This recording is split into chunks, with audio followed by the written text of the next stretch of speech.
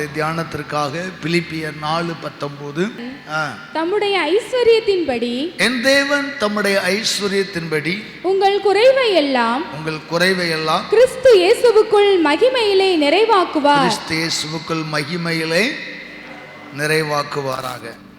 அப்ப நாம தியானிக்கும் போது முதல்ல பார்த்தோம் குறைகள் ஏன் வருகிறது, எதனால குறைகள் வந்துச்சுன்னு பார்த்தோம். எதனால குறைகள் வருது, ஏன் குறை வருது, குறைகளை நிறைவாக்குவார் என்கிற செய்தியை தியானிக்கும் போதெல்லாம் ஒரு கொஸ்டின் மார்க்கோட தான் என்னுடைய செய்தி இருக்கும்.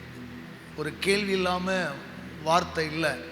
அப்போ ஏன் குறை வருது அப்படின்னு பார்த்தீங்கன்னா, நம்ம நல்லா இருக்கிற காலத்தில் கர்த்தருக்கு மகிமை செலுத்தாட்டா கர்த்தர் குறையை உண்டாக்குவாராம். புரியுதா? நல்லா இருக்கிற காலத்தில் சகலமும் பரிபூரணமாக இருக்கையில், உபாகமம் 28:47-48 சொல்லுது. படிக்க வேண்டாம், அதெல்லாம் பிரசங்கம் முடிச்சாச்சு. ரிமைண்டர் என்ன குறிக்கன்னா ஒருவேளை அன்னைக்கு குறிக்காதான் குறிச்சிடலாம். உபாகமம் 28:47 48 சகலமும் பரிபூரணமாக இருக்கையில். ஒரு மனுஷனை தெய்வம் எந்த குறையில்லாமல் நல்லா வச்சிருக்கும் போது நீங்கள் ஆண்டவருக்குரிய மகிமை செலுத்தாமல் ஜெபங்களுக்கு வராமல் இஷ்டப்படி வாழ்ந்தீங்கன்னா குறைகள் வரும். ரெண்டாவது பார்த்தீங்கன்னா உபாகமம் 28:5-57 சத்துரு உன்னை நெருக்கும் போது என்ன வரும், குறைகள் வருகிறது. பிசாசனுடைய போராட்டத்தினால குறைகள் வருது. அடுத்து பார்த்தீங்கன்னா சங்கீதம் 107:39 இடுக்கண் ஆபத்து, ஏதாயிலும் கம்பெனியில் பேரழிவுகள், கையின் பிரயாசங்கள், வேலைகளில் ஒரு நஷ்டம், விபத்து, இதனால் நமக்கு குறைகள் வருகிறது. அடுத்து பார்த்தீங்கன்னா லூக்கா 15:14 தகப்பனின் வீட்டை விடுவதினால், தகப்பனின் அன்பை உதறுவதினால், தேவனுடைய ஐக்கியமாகிய சபை, அதான் தகப்பனுடைய வீடு, சபை கூடுதலை விடுகிறபடினாலும் நமக்கு குறைகள் வருது. சரி, இந்த குறைகளெல்லாம் ஆண்டவர் நிறைவாக்க என்ன செய்யணும் அப்படின்னு மறு தடவை பார்த்தோம். கிறிஸ்து உங்களில் இருக்கணும். கிறிஸ்து உங்களில் இருந்தால் குறைகள் மாறும். அல்லது நாம் அவரோடு இருக்கணும். கிறிஸ்து என்னோட இருக்கணும், நான் அவரோட இருக்கணும், அப்போது குறைகள் மாறும். அடுத்து நம்முடைய ஸ்பிரிச்சுவல் ஐ, மனக்கண்கள் திறக்கப்பட வேண்டும். அடுத்து ஆண்டவர் சபையை கொண்டு, சபை மூலமாக தான் ஒரு மனிதனை ஆசீர்வதிக்கிறார். எனவே நம்முடைய ஆக்டிவேஷன் சபையில் உறுதியாக இருக்கணும். சபையில் விருந்தாளியாக இருக்கக்கூடாது, சபையினுடைய பங்காளராக இருக்கணும். அப்போ தான் தேவனுடைய ஐஸ்வர்யங்கள் நமக்கு கடந்து வரும் என்று பார்த்தோம். அடுத்து நீங்கள் ஒன்றுக்கும் கவலைப்படவே கூடாது என்கிறதை கடந்த வாரத்தில் நாம் தியானித்தோம். ஒன்றுக்குமே என்ன செய்யக்கூடாது, கவலையே படக்கூடாது. கவலைப்படுவதனால நமக்கு எந்த நிறைவு வராது. கவலை மக்களுக்கு என்ன செய்கிறது, குறைகளை உண்டாக்குகிறது. இந்த கவலை ஐஸ்வர்யத்தின் மயக்கத்தில் கவலைப்படுகிறோம். இந்த ஐஸ்வர்ய மயக்கம் நம்மளை விட்டு போகணும். அடுத்து பார்த்தீங்கன்னா கடந்த வாரத்தில் சபைகளுக்கான ஒரு செய்தி ஆண்டவர் கொடுத்தார். உங்கள் வழிகளை சிந்தித்து பாருங்கள். மல்கியாவில் ஆகாய் புத்தகத்திலேருந்து தியானித்தோம். உங்கள் வழிகளை சிந்தித்து பாருங்கள். அதாவது ஏன் கஷ்டம், பழைய ஏற்பாட்டில் ஆகாய் தீர்க்கதரிசி மூலமாய் இஸ்ரவேல் ஜனங்களுக்கு சொல்கிறார், நீங்கள் தரலாம் விதைக்கிறீங்க, ஆனால் கொஞ்சமாக இருக்கிறீங்க. நீங்கள் விதைச்சி அறுத்து பையில் போடுறீங்க, அது பொத்தலான பையில் போட்ட மாதிரி எல்லாம் கீழே போயிடுது. உங்களுக்கு ஏன் ஆசீர்வாதம் இல்லைன்னா, என் வீடு பாழாய் கிடக்கும்போது நீங்கள் மச்சிப்பாவுப்பட்ட வீடுகளில் வாழ்கிறீங்க, ஆனால் என் வீடு கட்டலை அப்படிங்கிறார். ஒருவேளை என் வீடு, நாம் ஒரு சபையை கட்டிவிட்டோம் என்கிற திருப்தி அல்ல, தேவ சித்தத்தை செய்யணும், தேவனுடைய ராஜ்யத்தை கட்டணும், கட்டினால் உங்களுக்கு இன்னும் ஆசீர்வாதம் உண்டாகும் என்று அந்த அதிகாரத்தில் நாம் பார்த்தோம். அதற்கொப்பாக புதிய ஏற்பாட்டில் கிறிஸ்து எதற்காய் பாரப்படுகிறார். முதல்ல நம்ம ஆலயம், நாம தான் ஆலயம். புதிய ஏற்பாட்டில் நாம தான் ஆலயம். ஒருவரோடு செங்கல் அடித்து கொடுக்கறதுனாலையோ ஆலயத்துக்காக ஒரு வேலை செய்கிறதுனாலே அல்ல, நானே தேவனுடைய ஆலயம். இந்த ஆலயத்தை பாழாக்காமல் பரிசுத்தமாக வைக்கணும். ரெண்டாவது, இந்த ஆலயத்தில் கிறிஸ்து இருக்கணும். கோவில் இருக்கு, கருவறையில் சாமி இருக்கணும்ல. இந்துக்கள் சொல்லுவாங்க கோவில் இருக்கும், கருவறையில் சாமி களவாண்டு போயிடும். அதே போல் நாம் ஆலயமாக இருக்கிறோம். ஆலயத்தில் இருக்கிற ஆராதனைக்குரியவர் கிறிஸ்து நம்மில் என்ன செய்யணும், உருவாக வேண்டும். அது மட்டும் அல்ல, நாம் புதிய மனுஷனை தரிக்க வேண்டும். கடைசியாக நமக்கு நியமிக்கப்பட்ட பந்தய பொருளை யாரும் வஞ்சிக்காமல் காக்கணும். இப்படிப்பட்ட சில அநேக காரியங்களை தொடர்ந்து ஐஸ்வர்யத்திற்கான ஆசீர்வாதங்களுக்கான அநேக சத்தியங்களை கர்த்தர் நமக்கு வெளிப்படுத்தியிருக்கிறார். இந்த நாளிலும் கூட ஐஸ்வர்யமும் இந்த கணமும் எங்கிருந்து வருகிறது? ஒரு வசனத்தை படிக்கலாம். 1 நாளாகமம் 29:12.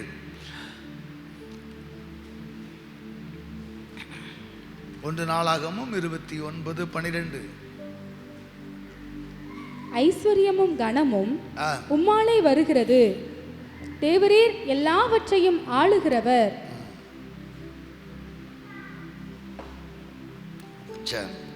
கர்த்தருடைய பிரதான கிருபையினால் இந்த பரிசுத்த ஓய்வு நாள் ஆராதனைகளை நம் ஆண்டவருடைய வார்த்தை தியானிக்கும்படியாய் நம்முடைய தியானத்திற்காக நாம் எடுத்துக்கொண்ட பகுதி 1 நாளாகமம் 29:12. மீண்டும் வாசிக்க கேட்போம். ஐஸ்வர்யமும் கனமும் உம்மாலே வருகிறது. ஐஸ்வர்யமும் கனமும் உம்மாலே வருகிறது. விசுவாசிக்க முடிகிறதா? என் பிள்ளை டாக்டர் ஆகிட்டான், இனி எனக்கு என்ன கவலைமாங்க? அதுக்கப்புறம் தான் கவலையே வரும். நிறைய குடும்பத்தில் பார்த்துருக்கீங்களா? என் பிள்ளை உழைக்க பிடிச்சிட்டான், இனி எனக்கு என்ன கவலைமாங்க? அதுக்கப்புறம் தான் கவலையே வரும். அவன் உழைக்காத வரைக்கும் இருக்கிறத தின்னுட்டு போனான், உழைச்சதுக்கு அப்புறம் தான் நிறைய பேர் தொல்லை கொடுப்பாங்க. அதனால் நம்முடைய பிள்ளைகள் படித்து விட்டார்கள், என் பிள்ளை உழைக்க படித்து விட்டான், எனக்கு இனி ஆசீர்வாதம் கொட்டும் நினைக்காதீங்க. பிள்ளை உழைக்கட்டும், பிள்ளை படிக்கட்டும், முன்னேறட்டும், நல்லது தான். ஆனால் எந்த மனுஷனுக்கும் மேன்மைப்படுத்த கனப்படுத்த அவராலே மட்டும்தான் முடியுமா? ஐஸ்வர்யமும் கனமும் யாராலே வருகிறது? சத்தமா சொல்லலாம். ஐஸ்வர்யமும் கனமும் உம்மாலே வருகிறது. வாசிங்க எடுத்து தொடர்ந்து. தேவரீர் எல்லாவற்றையும் ஆளுகிறவர். தேவரீர் எல்லாவற்றையும் ஆளுகிறவர். உம்முடைய கரத்திலே சத்துவமும் வல்லமையும் உண்டு. உம்முடைய கரத்திலே சத்துவமும் வல்லமையும் உண்டு. எவரையும் மேன்மைப்படுத்தவும் பலப்படுத்தவும் உம்முடைய கரத்தினால் ஆகும். எவரையும் மேன்மைப்படுத்தவும் பலப்படுத்தவும் உம்முடைய கரத்தினாலே ஆகும். ஆமென் சொல்லுங்களேன். அல்லேலூயா. அன்பார்ந்த தேவ மக்களே, ஐஸ்வர்யமும் கனமும் அதிர்ஷ்டமாக அல்ல, அதிர்ஷ்ட தேவதை அல்ல, அது ஆசீர்வதிக்கப்பட்ட நீரூற்று. இன்னைக்கு நிறைய நேரங்களில் ஐஸ்வர்யம் லக்கில அதிர்ஷ்டத்தில் வந்துடும். அவனுக்கு அதிர்ஷ்டம் இருக்கு, எனக்கு இல்லை, அதெல்லாம் கிடையாது. அது ஆண்டவரிடத்திலிருந்து வரக்கூடிய ஐஸ்வர்யமும் கனமும் உம்மாலே வருகிறது. தேவரீர் எல்லாவற்றையும் ஆளுகிறவர். உம்முடைய கரத்திலே சத்துவமும் வல்லமையும் உண்டு.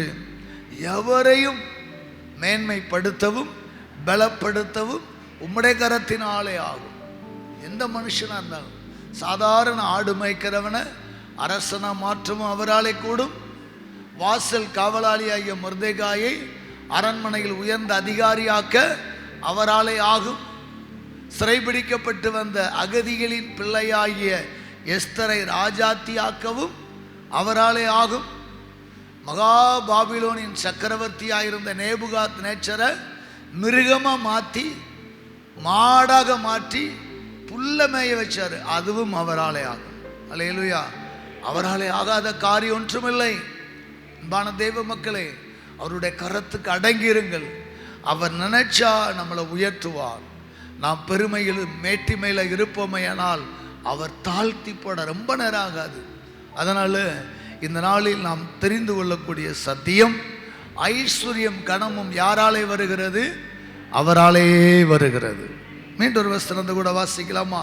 இந்த ஐஸ்வர்யத்தையும் கனத்தையும் நாம் எப்படி சுதந்திரிப்பது? அதற்கும் வேதத்தில் கர்த்தர் வழிகளை வைத்திருக்கிறார்.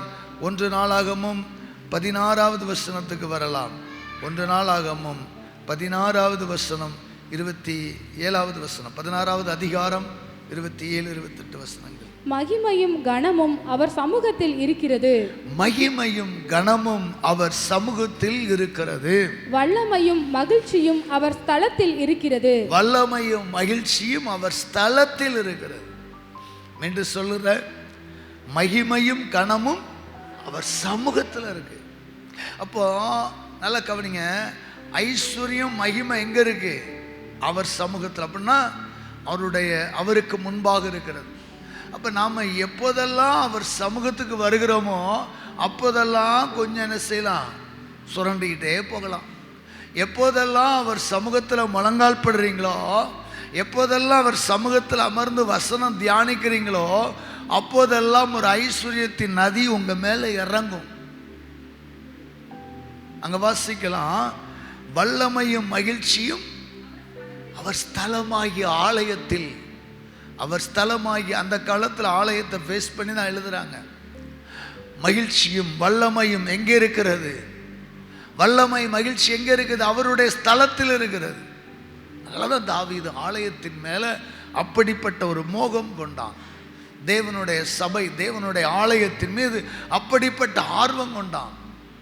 இன்னைக்கு எங்களுக்காக வந்த மாதிரியே நிறைய பேர் வர்றீங்க.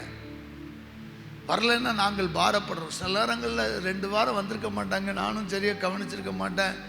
நம்ம உடன் ஊழியர்கள் அதை விட மேலே அவங்களுக்கு கவனிச்சிருக்க மாட்டாங்க. 3ஆவது நான் 2 வாரம் வரல, இனி ஏன்னு கேட்டீங்களா? எப்படி அவங்களுக்கு அது ஒரு மேன்மையாக இருக்குது. நீ 2 வாரம் வரலன்னா என்ன நடந்திருக்கும்? உங்கள் வாழ்க்கையில் தேவ பிரசன்னத்தை இழந்திருப்பீங்க. 3ஆவது வாரம் பாஸ்டர் சாரி 2 வாரமாக வர முடியல, எனக்காக ஜெபம் பண்ணுங்கன்னு சொல்லி பயபக்தியோடு வர்றதை விட்டுட்டு அவங்க ஏதோ சாதனை புரிஞ்ச மாதிரி இன்னும் ஏன் விசாரிக்கலை? ஹலோ, நாங்கள் விசாரிக்காமல் இல்லை, விசாரிக்க தான் இருக்கிறோம். ஒருவேளை உங்களுக்கு ஒரு பலகீனன்னா ஒரு ஃபோன் பண்ணி சொல்லலாம், இல்லை டிவிஷன் லீடர்கிட்ட சொல்லலாம். சில பேர் அதையும் சொல்ல மாட்டாங்க. ஆனால் ஏன் வரல? ஏன் வரலன்னா வராத ஒவ்வொரு நிமிடமும் தேவனுடைய பிரசன்னத்தை இழந்து போகிறீர்கள். தேவ சமூகத்துக்கு வராத நேரமெல்லாம் ஐஸ்வர்யத்தை இழந்து கொண்டிருக்கிறீர்கள். ஏனென்றால் ஐஸ்வர்யம் மகிமை கனம் எங்கே இருக்குதா? அவர் சமூகத்தில். சமூகத்தில். ஒருவேளை ஞாயிற்றுக்கிழமை ஆராதனைக்கு மட்டும் வந்துட்டு திருப்தி அடைஞ்சி ஆராதனைக்கு வந்துட்டேன்னு நினைக்காதீங்க.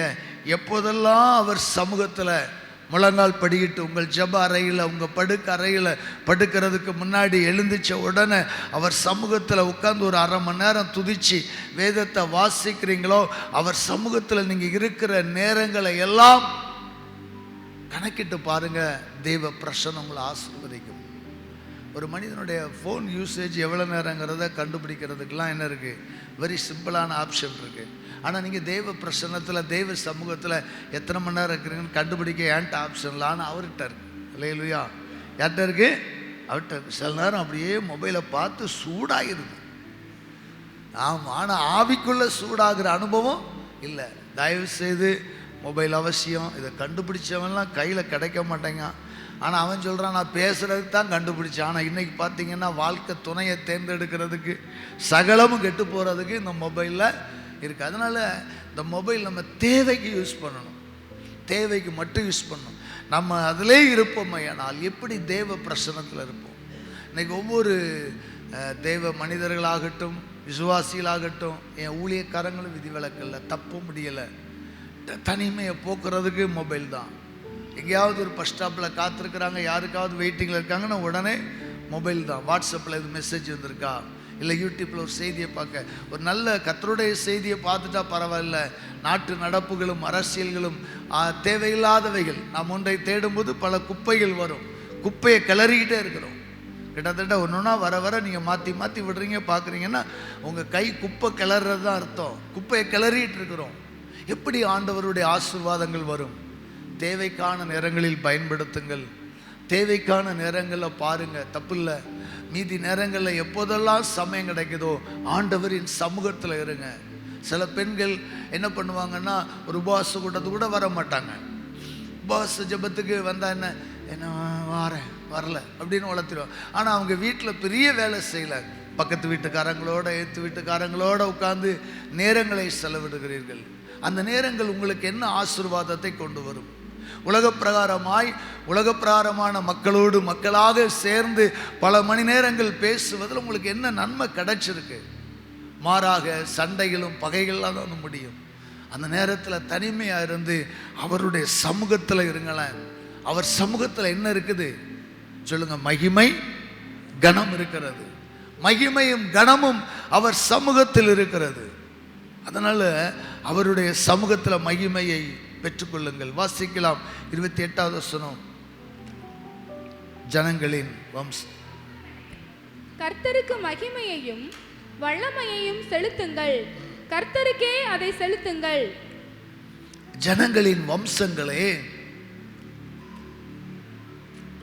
ஜனங்களின் வம்சங்களே, கர்த்தருக்கு மகிமையையும் வல்லமையையும் செலுத்துங்கள், கர்த்தருக்கே அதை செலுத்துங்கள்.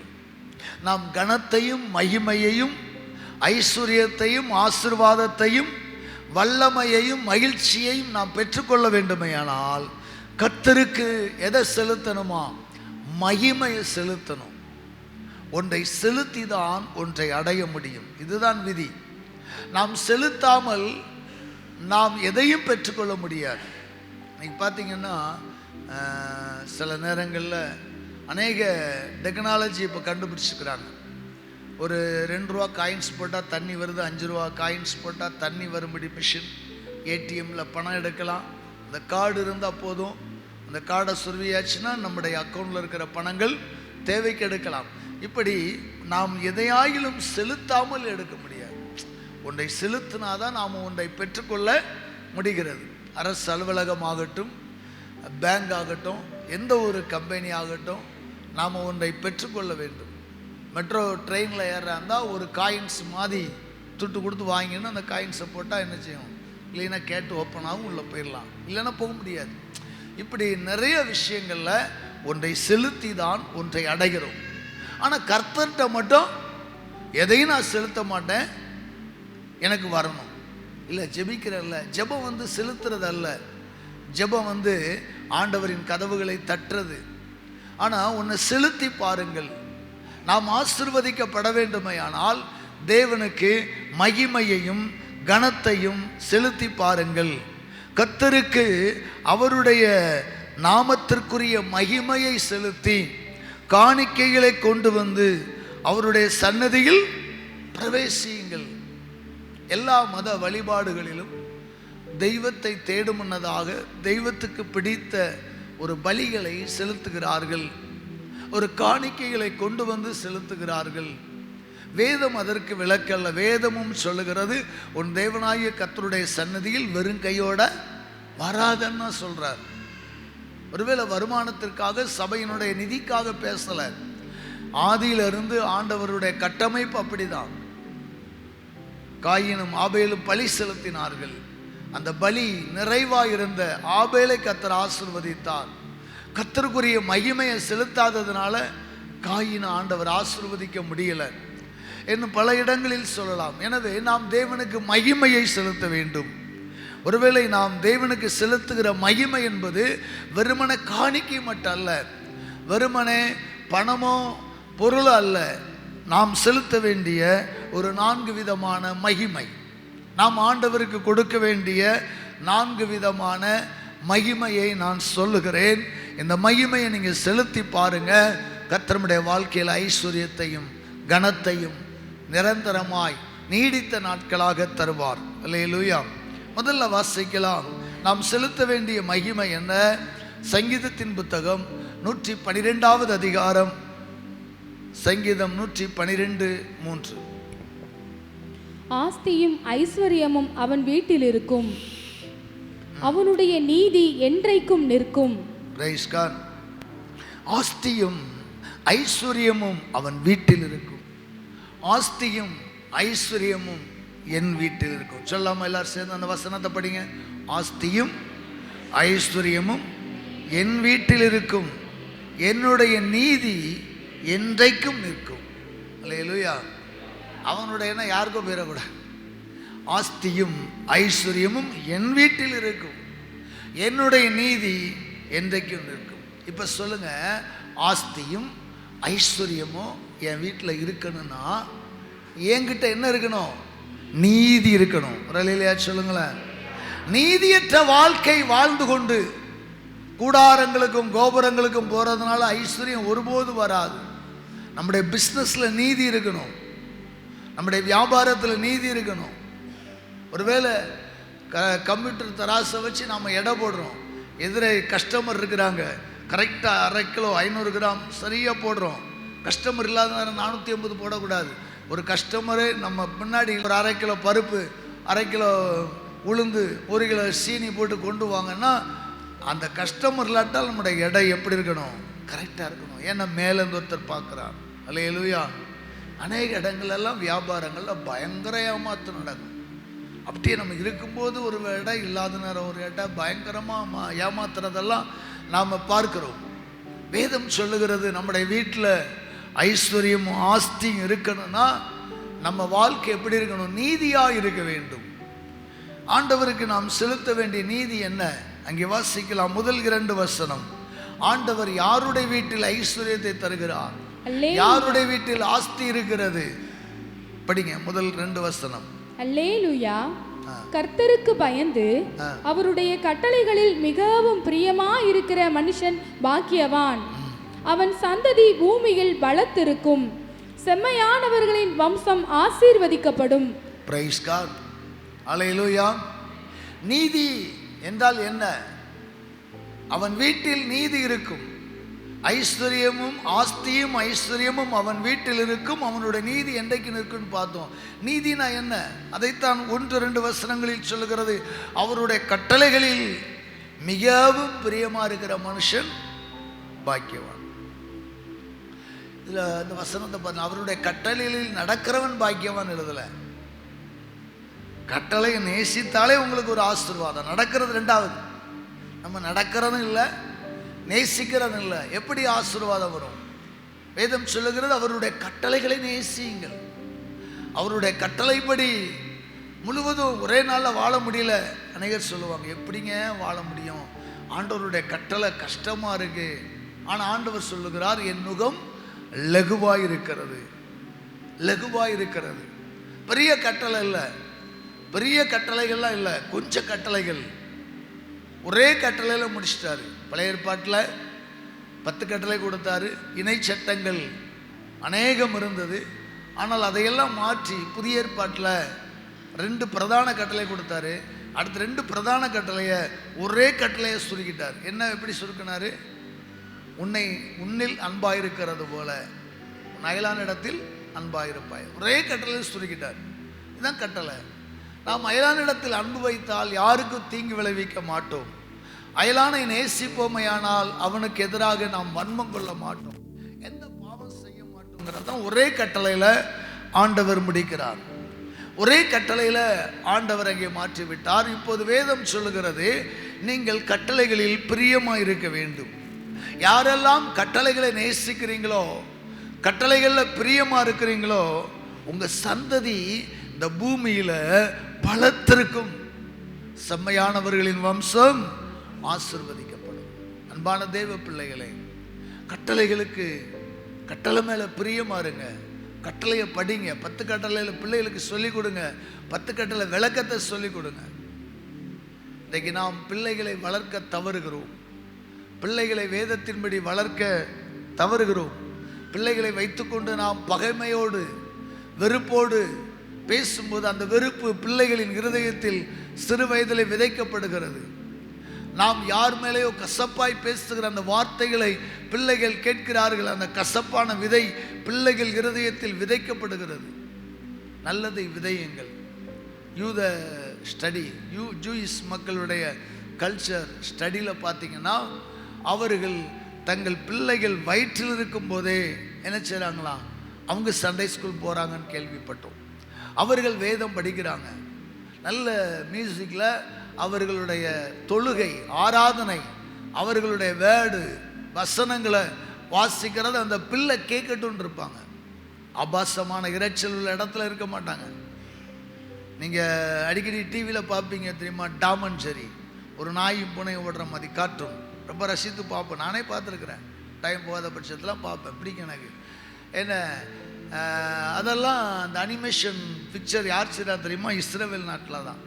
ஆனால் அங்கே உள்ள பிள்ளைங்க ஒன்றும் பார்க்காது. நம்ம பிள்ளை கரண்டு போகிற வரைக்கும் பார்க்குது. என்ன செல்லில் பார்த்தா செல்லில் நெட்டு காலி ஆகிட்டு மம்மி பிள்ளைக்கு தெரியுது. இல்லை சார்ஜ் போயிட்டு 2ல் 1 போனால் தான் செல்லை கீழே வைக்குது. ஆனால் அங்கே உள்ள பிள்ளைங்க ஒன்றும் பார்க்காது. அப்படி வளர்க்குறாங்க. அதனால தான் அந்த தேசம் வல்லரசாக ஆசீர்வாதமாக இருக்கிறது. நம்முடைய பிள்ளைகளுக்கு எதை கொடுக்க வேண்டும்? நாம தான் கொடுத்தோம், அது கேட்கல. அது ஆன்னு அழுதுச்சு வயிற்று பசியில், இந்தா அப்படின்னு சொல்லி செல்லை கொடுத்தோம். அது சோத்து பசியில் அழுத போது என்னைய ஒரி பண்ணாத, இந்த அப்படி செல்ல பாரு. அது பார்த்து பசியும் போயிட்டு இப்போ கண்ணும் போச்சு, சில பிள்ளைங்களுக்கு வாயும் போச்சு. ஆட்டிசம், நிறைய பிள்ளைங்க இன்னைக்கு ஆட்டிசம் என்கிற இந்த பலவீனத்தில் பாதிக்கப்படுறாங்க. ஏன்னு கேட்டால் கிட்டத்தட்ட 4 மந்த்ல இருந்து 4 வயசு வரைக்கும் பிள்ளை அதிகமாக பேசிக்கிட்டே இருக்கணுமா, அதிகமாக சிரிச்சுக்கிட்டே இருக்கணும். ஆனால் இந்த மொபைலை பார்க்கும்போது அந்த பிள்ளை பேசுகிறதையும் விட்டுட்டு சிரிக்கிறதையும் விட்டுட்டு சீரியஸாக நரசிம்மராவ் மாதிரி சிந்திக்குது. இடையில கையை கொண்டு போங்க, நம்ம கை தெரியாது. பார்த்துருக்கீங்களா? அப்படியே பார்த்துட்டு இருக்கோம். பிள்ளை வீட்டில் இருக்கு, நம்ம வெளியே போயிட்டு வரலான்ச்சா வீட்டையே காலி பண்ணாலும் பிள்ளை பார்க்காது. அப்படியே சீரியஸாக பார்த்துட்டு இருக்கோம். பார்த்து கண்ணு போய் அந்த உமிழ்நீர் சுரக்காமல் போயிடுது. பிள்ளைங்க பேசிக்கிட்டே இருக்கணுமா, 4 வயசு வரைக்கும் ரொம்ப பேசணுமா, அளவும் செய்யணும். ஏன்னா இந்த பிள்ளைங்க இப்போ பேசுறதில்ல, அழுறதில்ல, உமிழ்நீர் சுரக்கிறதில்ல. கடைசியில் பார்த்தீங்கன்னா குரல் வலை நெறிக்கப்படுது. அதுக்கப்புறம் பேச்சு வர மாட்டேங்குது, உயின்னு கத்த தான் செய்யுது. இன்றைக்கு 1-2 இடங்கள்ல, அநேக இடங்களில் இந்த ஆட்டிசத்துக்கு அடிமையாக இருக்கிறாங்க. ஆனால் இஸ்ரவேல் மக்கள் செல்லை கண்டுபிடிச்சது அவன் தான், கார்ட்டூன் அனிமேஷன் எல்லா பிக்சரை கண்டுபிடிச்சது அவன் தான். அவன் பிள்ளை பார்க்காது. பரவாயில்லையா சொல்லுங்களேன். அன்பான தேவ பிள்ளைகளே, நம்ம வாழ்க்கையில் நம்ம அங்கே வாசிங்க, அவன் சந்ததி பூமியில் பலத்திருக்கு. நம்முடைய பிள்ளைகளுக்கு கட்டளைகளை கை கொள்ளுங்கள், கட்டளைகளை கற்றுக் கொடுங்கள், வசனத்தை படிக்க வைங்க, வசனத்தை எழுதி கொடுக்க வைங்க, ஸ்லேடை வாங்கி கொடுங்க, எழுது, 10 கட்டளை எழுதி காட்டு, 10 கட்டளை ஒப்பி, மற்ற மலை பிரசங்கத்தை வாசி, படி, இம்போசிஷன் கொடுத்துக்கிட்டே இருங்க, வேதத்தை படிக்க வைங்க. அப்படியானால் உங்கள் வீட்டில் ஆஸ்தியும் ஐஸ்வர்யமும் நிலைத்திருக்கும். இரண்டாவதாக நாம் கர்த்தருக்கு செலுத்தக்கூடிய மகிமை என்ன? நீதிமொழிகளின் புத்தகம் 22வது அதிகாரம் 4வது வசனம். 22:4.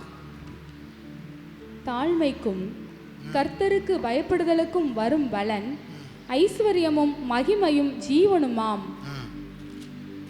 தாழ்மைக்கும் கர்த்தருக்கு பயப்படுதலுக்கும் வரும் பலன் சொல்லுங்க, ஐஸ்வர்யமும் மகிமையும் ஜீவனும். தாழ்மைக்கு இவ்வளவு ஆசீர்வாதம் இருக்குதா? கர்த்தருக்கு முன்பாக தாழ்மைப்படுங்கள். கர்த்தருக்கு முன்பாக மட்டுமல்ல, மூத்த பரிசுத்தவான்களுக்கு முன்பாக, போதகருக்கு முன்பாக, உங்கள் பெற்றோருக்கு முன்பாக, கணவருக்கு முன்பாக, உங்கள் தாய் தகப்பனுக்கு முன்பாக, எல்லா மனிதர்களிடத்திலும் தாழ்மையுள்ளவர்களாய் நடந்து பாருங்கள். இந்த தாழ்மை உங்களுக்கு எதை கொண்டு வருகிறது சொல்லுங்க. ஏமா மைக்க வச்சுட்டு என்ன தூங்குவீங்களா? எதை கொண்டு வருகிறது? மைக்ல சொல்லணும். மகிமையும் ஜீவனும். ஆமென், அல்லேலூயா. எதையெல்லாம் ஆண்டவர் கொண்டு வருகிறார்? மகிமை, ஐஸ்வர்யம், ஜீவன். தாழ்மைப்படுகிறவனை கர்த்தர் உயர்த்துவார். பைபிள் அப்படி ஒரு வசனம் இருக்கு, யாக்கோபுல இருக்குல்ல? ஆமா, யாக்கோபு 4:10. யாக்கோபு 4:10 படிச்சு பாருங்க. கர்த்தருக்கு முன்பாக தாழ்மைப்படுங்கள், அப்பொழுது அவர் உங்களை உயர்த்துவார். கர்த்தருக்கு முன்பாக தாழ்மைப்படுங்கள், அப்பொழுது ஆண்டவர் உங்களை உயர்த்துவார். அப்கிரேடேஷன், மேன்மை அடைவீங்க. கர்த்தருக்கு முன்பாக தாழ்மை அடைந்தால் உயர்வு உண்டுங்கிறத யாக்கோபு நிருபத்தில் எழுதுறாரு. ஆனா சாலமோன் ஞானி சொல்றாரு, எப்பா தாழ்மை உயர்வை மட்டும் கொண்டு வரல. சொல்லுங்க, தாழ்மை எதை கொண்டு வரல? உயர்வை மட்டும் கொண்டு வரல, மாறாக ஐஸ்வர்யம் கொண்டு வருகிறது, மகிமையை கொண்டு வருகிறது, ஜீவனை கொண்டு வருகிறது. ஜீவன் என்னது? தீர்க்காயுசு.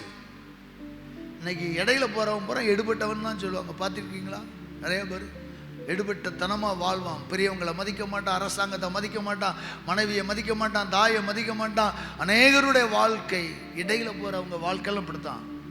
தாழ்மைப்படணும். அரசாங்கத்துக்கு முன்பாக அதிகாரிகளை நேசிக்கணும், அதிகாரிகள் ஆலோசனை கேட்கணும், வயசுக்கு மூத்தவங்கன்னு சொன்னால் கேட்கணும், முதலாளி சொன்னால் கேட்கணும். சில பேர் இருக்கிறாங்க, முதலாளி சொன்னால் கேட்க. இப்போ உள்ள பிள்ளைங்க அப்படி தான் இருக்காங்க. ஒரு வேலைக்குள்ள ஆட்களை வச்சு மெயின்டெனன்ஸ் பண்ண முடியல. ஏதாவது ஒன்று 2 தடவை புழுனா 3ஆவது தடவை சட்டியும் கரண்டியும் போட்டு போயிடுவான், சுத்திலையும் கரண்டியும் போட்டு. என்ன வேலை செய்கிறாங்களோ எல்லா லேபர்ஸ் அப்படி தான் இருக்கிறாங்க. இன்றைக்கு இருக்கிற லேபர்ஸை விரட்ட முடியல. நிறைய ஓனர் சொல்கிற கம்ப்ளைண்ட்டாக தான், நிறைய கான்ட்ராக்டுக்காரங்களும் அதான் சொல்கிறாங்க, வேலைக்கு ஆள் கிடைக்கல. கொஞ்சம் சொன்ன உடனே வேலையை வச்சுக்கையா. சுடுசொல் கேட்காத கவரிமான் ஜாதிகளாய் மாறிவிட்டது. ஒரு சுடுசொல் கேட்கறது இல்லை, ஒரு கடிந்து உள்ளதில் கேட்கறது இல்லை, ஒரு திட்டுறதை கேட்கல. திட்டியாச்சுன்னா அந்த இடத்த காலி பண்ணுற அளவுக்கு இன்றைக்கி சமுதாயம் போயிட்டுருக்கு. ரொம்ப மோசமாக இருக்குது, ரொம்ப மோசமான கல்ச்சர். நாங்கள் சின்ன வயசில் ஒர்க் ஷாப்லலாம் பாக்கியம் மோட்டார் ஒர்க்ஸ்னு ஒரு ஒர்க் ஷாப்லாம் வேலை பார்த்தேன் கொஞ்ச நாள், ஒரு 6 மாதம். ஸ்பேனர் எதை கேட்காரோ அதை எடுக்காமல் வேறு எதாவது எடுத்து கொடுத்தோம்ல வாங்குவார். இல்லை இது இல்லைன்னு சொல்ல மாட்டார், வாங்கிட்டு தூக்கிட்டு எறிவான். எத்தனை அடி மண்டையில் முதுகில் வாங்கியிருக்குன்னு தெரியுமா? அப்புறம் எடுத்து கொடுப்போம். அப்படி தான் அடி வாங்கி கொஞ்ச நாளில் அந்த வேலையை பழகணும். அதே போல் எங்கள் பட்டறையில் வேலை செய்கிற பசங்க அப்படி தான். மூத்த போர்மன் தப்பாக வேலை செஞ்சால் செடின்னு கையில் என்ன இருக்குது அதை வச்சுட்டு அடிப்பாங்க, இரும்பு கம்பியில் வச்சுட்டு அடிச்சிடுவாங்க. இப்படிலாம் செய்திருக்கிறாங்க. அப்படிலாம் அடி வாங்கினவன் தான் இன்றைக்கி நல்ல தொழிலாளியாய் உயர்ந்திருக்கிறான்.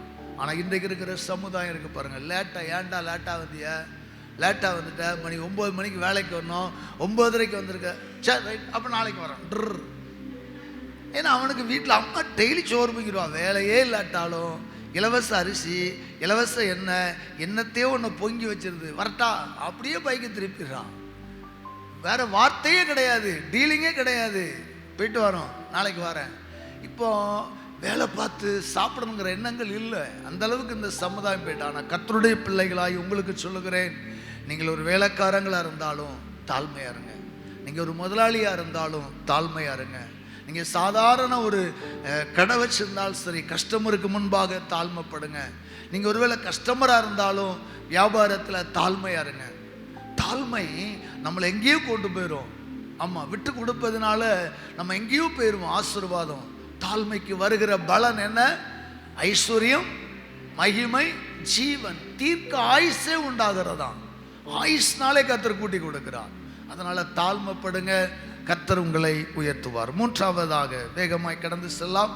நீதிமொழிகள் 28வது அதிகாரம் 20வது வசனம். நீதிமொழிகள் 28:20. உண்மையுள்ள மனுஷன் பரிபூரண ஆசீர்வாதங்களை பெறுவான், ஐஸ்வர்யமானாகிறதற்கு தீவிரிக்கிறவனோ ஆக்கினைக்கு தப்பான். உண்மையுள்ள மனுஷன் பரிபூரண ஆசீர்வாதங்களை பெறுவான். இப்ப பரிபூரண ஆசீர்வாதங்களை பெறுவதற்கான வழிகள் வேதம் சொல்லுகிறது, உண்மையாயிரு. அல்லேலூயா. எப்படி இருக்கணுமா? உண்மையா இருங்க. பணக்காரன் ஆகணும்னு ஆசைப்படாதீங்க. அந்த வசனத்தினுடைய தொடர்ச்சி அப்படிதான் சொல்லுகிறது, ஐஸ்வர்யவானாகிறதற்கு தீவிரிக்கிறவனோ ஆக்கினைக்கு தப்பான். சீக்கிரமா பணக்காரன் ஆகணும்னு முயற்சிக்கிறவன் கண்டிப்பா ஆக்கினை அடைவான் வேதம் சொல்லுகிறது. பணம் நம்மளை தேடி வரணும், நம்ம பணத்தை தேடி போகக்கூடாது. ஐஸ்வர்யம் அவசியம், பொருளாதார செழிப்பு அவசியம். நாம் இந்த உலகத்தில் நல்ல ஒரு வீடு கட்டுவது அவசியம், நல்ல வாகனத்தில் போகிறது அவசியம். ஆனால் அதை அடைவதற்காக தீவிரம் காட்டக்கூடாதான். தீவிரம் காட்டும்போது பையா செகண்ட் நம்பர் பிஸ்னஸ், 2ஆம் நம்பர் பிஸ்னஸ் பாங்க, அது கண்ணுக்குள்ளே வரும். எவனாவது சொல்லுவான், இதை கை மாற்றி விட்டு அவ்வளோ கிடைக்கும், இதை கை மாற்றி விட்டு அப்படி கிடைக்கும். இதில் மாட்டிக்கொண்ட பாஸ்டர் மாதிரி இருக்காங்க. விசுவாசிகள் மட்டும் அல்ல, 2ஆம் நம்பர் பிஸ்னஸில் மாட்டிக்கிட்டு முழிக்கிற ஊழியக்காரன் இருக்கிறான், விசுவாசிகள் இருக்கு. ஆண்டவரே, என் வாழ்க்கையில் எதை செய்தாலும் அது நீதியாக செய்யணும். ஒரு அல்லேலூயா சொல்லுங்களேன். அல்லேலூயா, அல்லேலூயா. உண்மையுள்ள மனுஷன் பரிபூரண ஆசீர்வாதங்களை பெறுவான். நீங்கள் பரிபூரண ஆசீர்வாதங்களை பெறணும்னா நீங்கள் உண்மையாக இருங்க. நிறைய பேர் கடினமாக உழைக்கணும், உண்மைதான் இல்லைன்னு சொல்ல. கடினமாக உழைச்சி உண்மை இல்லாட்டா ஆசீர்வாதம் இல்லை. நிறைய பேர் கடினமாக உழைக்கிறாங்க, 12 மணி நேரம் உழைக்கிறாங்க, என்ன சில பேர் 14 மணி நேரம் உழைக்கிறாங்க, தூங்க நேரம் இல்லாத வெடிக்க உழைக்கிறாங்க. ஆனால் ஐஸ்வர்யம் இல்லை. ஏன் தெரியுமா? அவங்ககிட்ட உண்மை இல்லை. உண்மை இல்லை.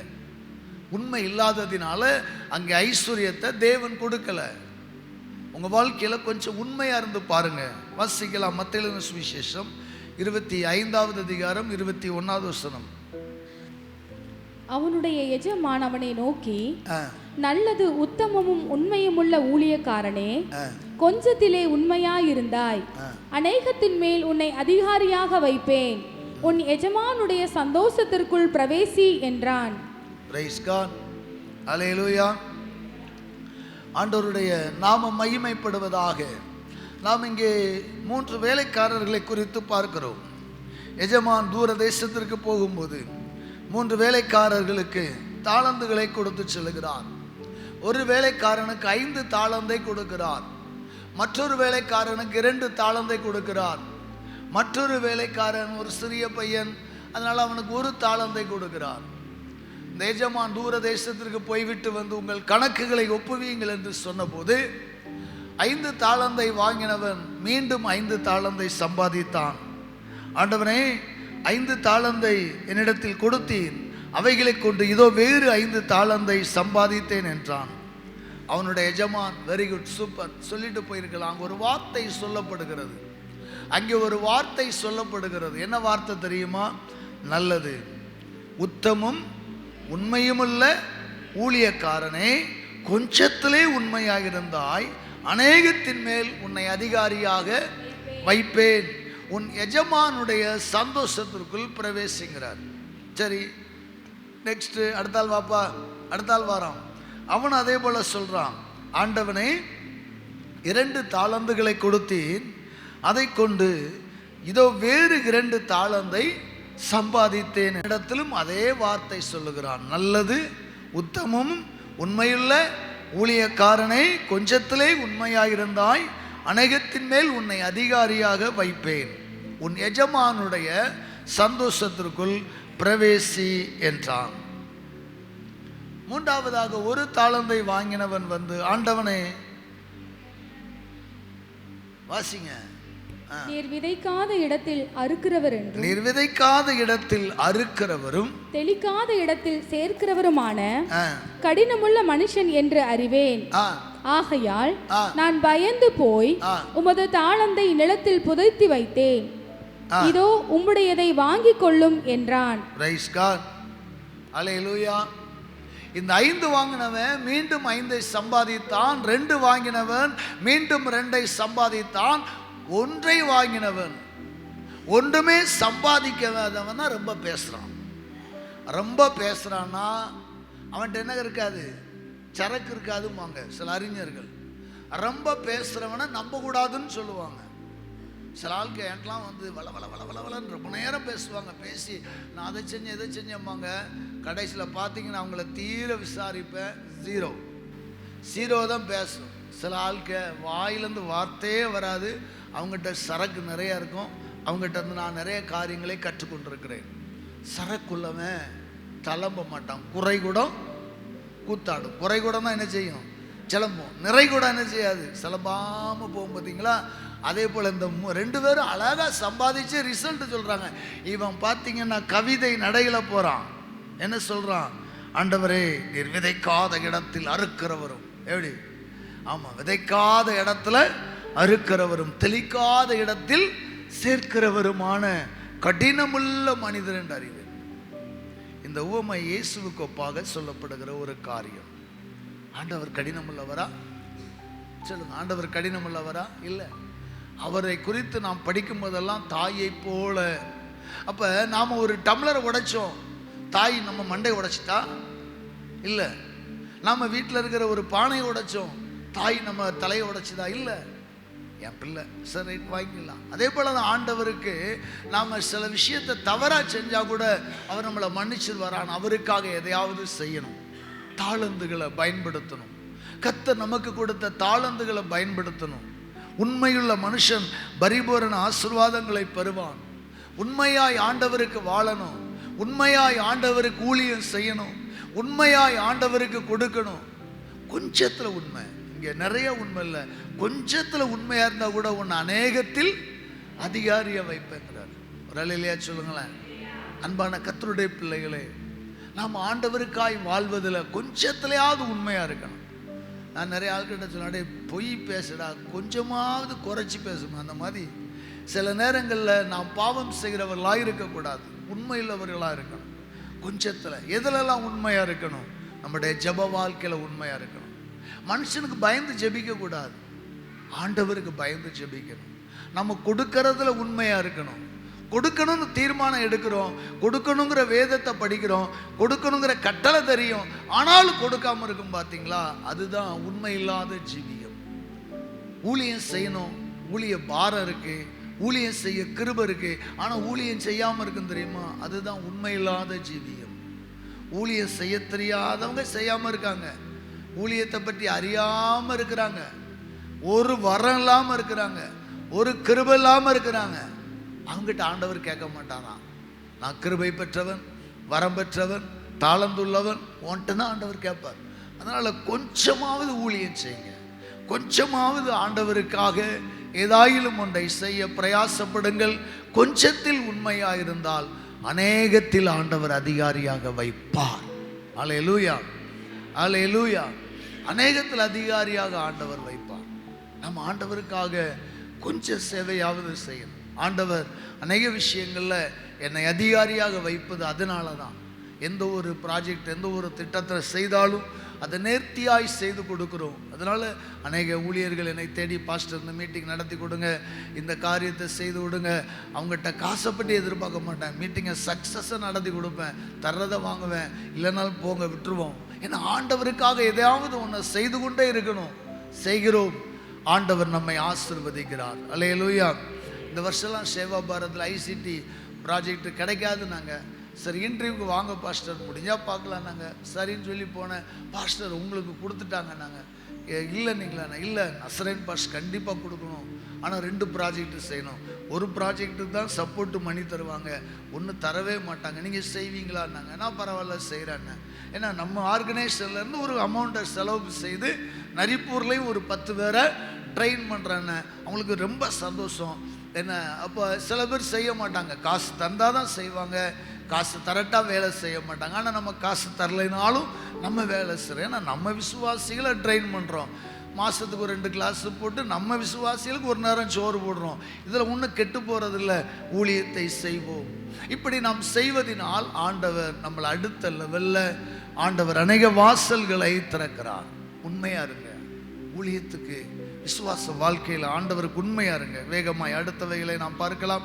4ஆவதாக நாம் கற்றுக்கொள்ளுகிற காரியம் 1 ராஜாக்களின் புத்தகம் 3ஆவது அதிகாரம் 13ஆவது வசனம். 1 ராஜாக்கள் 3:13. இதுவும் அன்றி நீ கேளாத ஐஸ்வர்யத்தையும் மகிமையையும் உனக்கு தந்தேன். இதுவும் அன்றி கேளாத ஐஸ்வர்யத்தையும் மகிமையையும் உனக்கு தந்தேன். கேட்டே கிடைக்க மாட்டாங்க. இங்க ஒரு மனுஷனுக்கு கர்த்தர் சொல்றாரு, நீ கேளாத ஐஸ்வர்யத்தை உனக்கு தந்தேன். யாருக்கு கொடுத்தாரா? யாருக்கு கொடுத்தார்? சாலமோனுக்கு. ஆண்டவர் சொல்றாரு, இதுவுமின்றி நீ கேளாத ஐஸ்வர்யத்தையும் மகிமையும் உனக்கு தந்தேன்.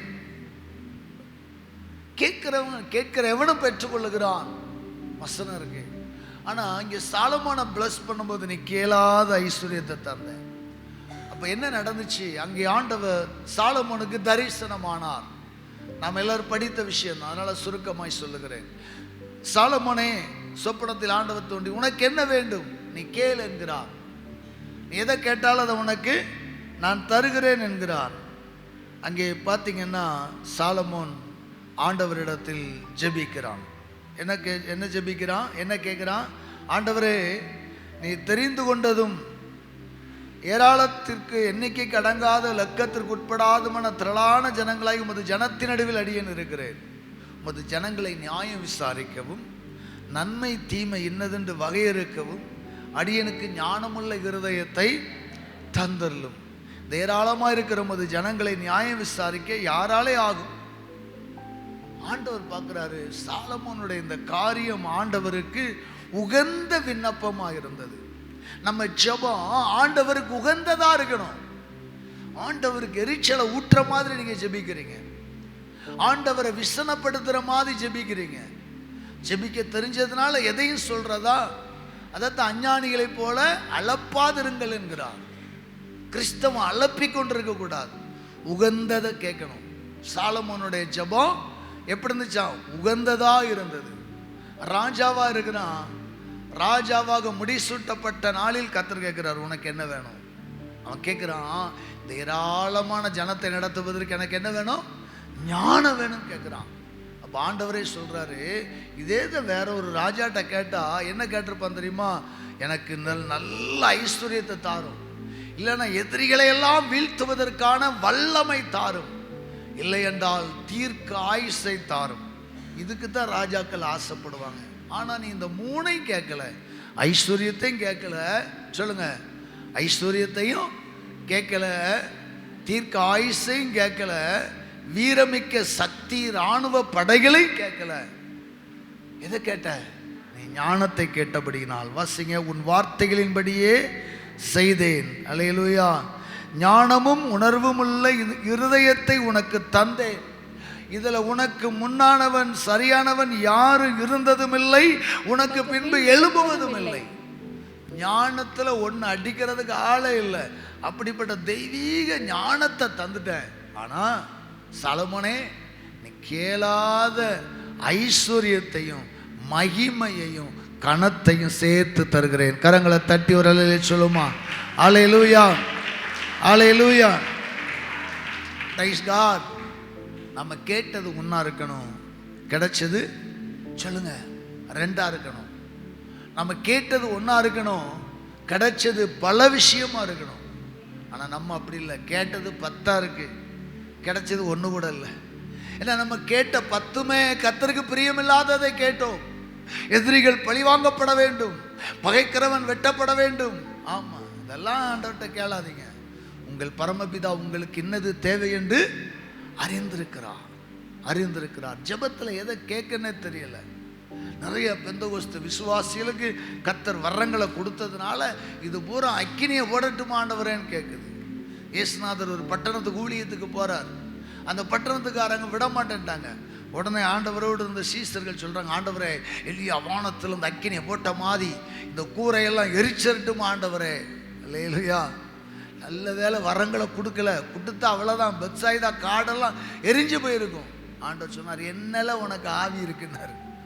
அல்லேலூயா. இன்னைக்கு நல்ல ஆவி உடையவர்களாக இருக்கணும்.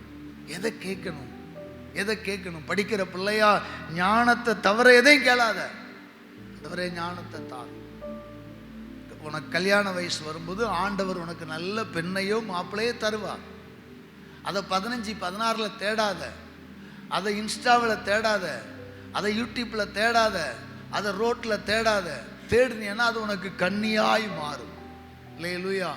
கன்னியாக மாறும். அதினதின் காலத்தில் கர்த்தர் தருவார். சாலமோன் கேட்டது ஞானம், ஆனால் கிடைச்சது ஐஸ்வர்யம், மகிமை, எல்லாவற்றையும் கொடுத்தார். அதே போல் நாம் தேவனுக்கு உகந்ததை தேடுங்கள்.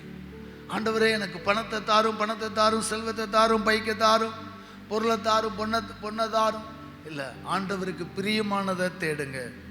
மத்தேயு சுவிசேஷம் கொலோசையர் 3:2 படிக்கலாமா? கொலோசையர் 3வது அதிகாரம் 1வது 2வது வசனத்தை படிக்கலாம்.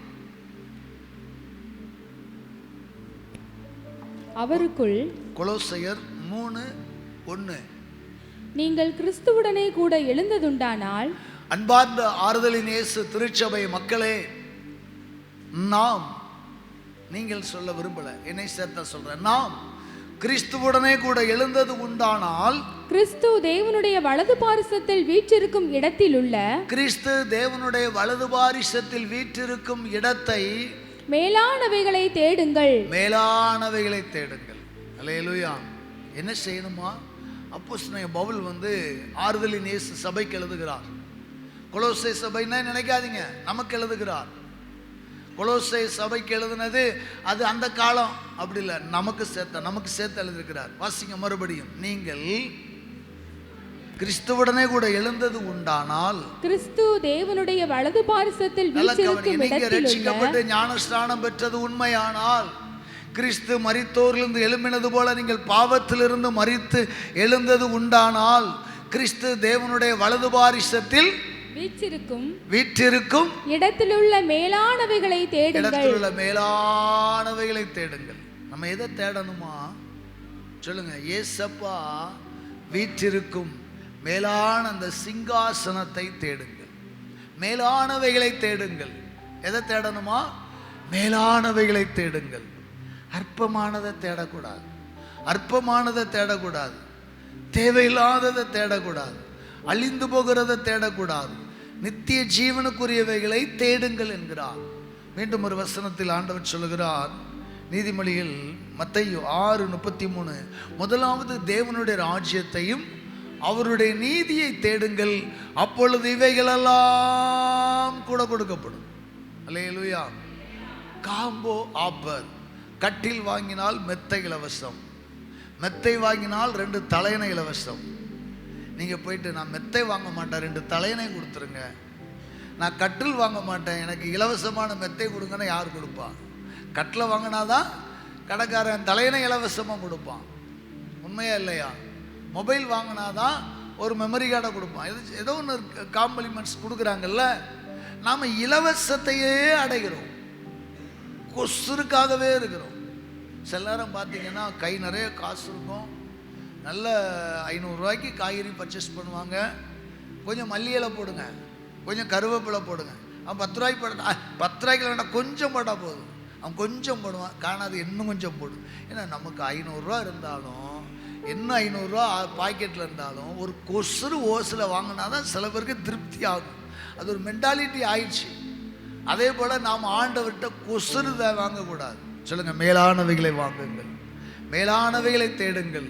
முதலாவது தேவனுடைய ராஜ்யத்தையும் நீதியை தேடுங்கள், அப்பொழுது இவைகளெல்லாம் உங்களுக்கு என்ன செய்யுமா? அந்த இவைகளெல்லாம்ங்கிறதுல என்ன இருக்கு? சகல ஐஸ்வர்யமும் சகல செல்வமும் இருக்கு. தேவனுடைய ராஜ்யத்தை தேடுங்க. ஆண்டவரே, நைட்டு படுக்கும்போது காலையில் எங்கே கிடைக்கும், எங்கே போய் கதவை தட்ட, எந்த இடத்துல நாம் கொள்ளையடிக்க, எந்த இடத்துல நம்ம சம்பாதிக்க, இது இல்லை. ஆண்டவரே, இந்த நைட்டு நீங்கள் வந்துட்டீங்கன்னா இந்த தலையணையை விட்டுட்டு நான் போயிடணும் ஆண்டவரே, அந்த ஜெபம் இருக்கணும். இந்த ராத்திரியில் ஆண்டவருடைய வருகை இருக்குமையானால் நான் விண்ணரசுக்கு எடுத்துக்கொள்ளப்பட வேண்டும் என்கிற அந்த இருதயம் இருக்கணும், அந்த இருதயம் இருக்கணும். ஆமாம், அல்லேலூயா. ஒவ்வொரு நாளும் ஆண்டவருடைய சமூகத்தில் பெற்றுக்கொள்ள வேண்டும். கண்களை மூடி நாம் ஜெபிப்போமா?